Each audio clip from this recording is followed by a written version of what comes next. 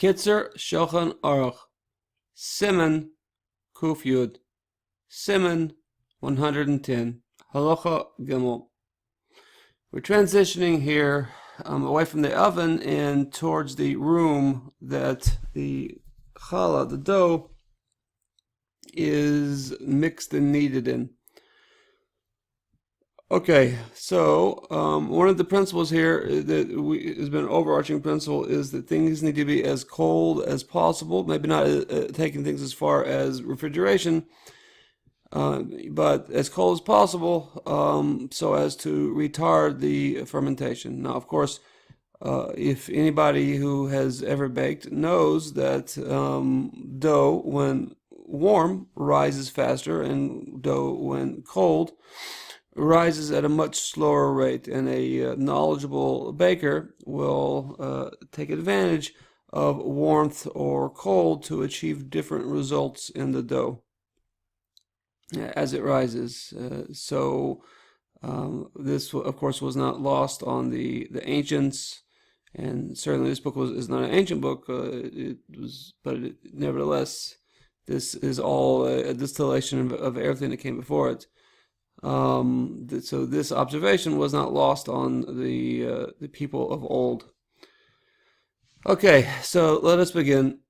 Ein lashon, we do not mix together, knead. Ve'ein osen es hamatzos, and we don't make the matzos. Ela b'beis makore, with other than in a room that is roofed. In other words, we don't bake these outside. V'lo cheneged cholon pasuach, and also not against not by or against an open window. Afilu im ein hachama zorachas shama, even if the sun is not shining there, through the window. It's on the sun's not coming in. It's on the south side or something like that. Aval, but or however. If the windows are closed, yesh behen zochuchas, and there is in them glass, mutter, it's permissible, im ein hachama zorachas sham, if the sun is not shining there. So the having the glass having some sort of control on allows us to have some sort of control on the situation in which we need the dough for our baking. So that obviously, and we're talking about if the window has glass in it. So obviously, this is referring to a time well before the modern period, because very few people at least in the Western world, live in a situation where there's a question whether we have glass in our windows. Okay, aval, however. Ima chama zorachas shama, if the sun does shine there, lo mahani chalon zuchuchas, a window with glass in it does not help. Lo mahani, it doesn't help. Ella, rather, tzurich lifros vilon b'mochom zurichas hachama. Rather, what we need to do is lifros, to spread out a vilon, a curtain, b'mochom Zurichas hachama, in the place that the sun is shining. We need to block the sun somehow, and a curtain, obviously, it doesn't have to be a curtain. It could be any means of blocking the sun. You could put boards over the window. It could be any means of blocking the sun. But nevertheless, we do need to somehow block the sun, because we don't want the room to be warmed by the sun any more than we want to prevent it to the extent possible. V'kein, and likewise, tzrichen lizaher shelo yeheh habayis musach v'cham. And likewise, we need to be careful. Shelo yeheh habayis, the house shouldn't, the room that we're kneading in shouldn't be musach v'cham.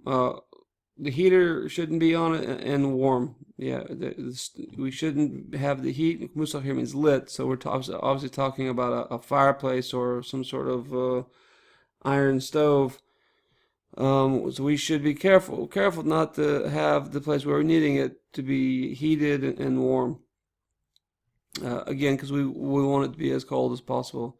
In most modern bakeries, the dough is kneaded, and the water and flour is mixed, and the dough is kneaded outside the room where the baking happens, because in that room it is very, very warm. The ovens are cooking at a very, very, very high temperature. If you were to watch a video of making matzah, you'd see that just a matter of seconds it takes to bake a matzah in the modern situation.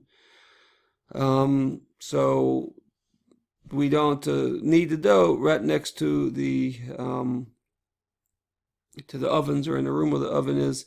It sort of is whisked in, and the person who is putting the dough in the matzah in the oven does it very quickly. It's mesmerizing to watch. If you've ever seen this in person, you know what I mean. There's just such a hustle and bustle that it's an incredible experience.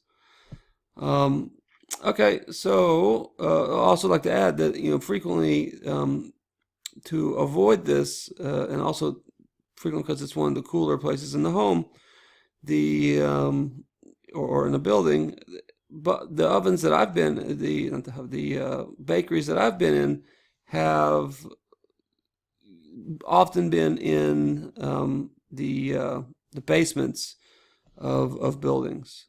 So there weren't any windows because it was the basement, and so everything was dark, and it was as cool as can be. Were non-heated spaces.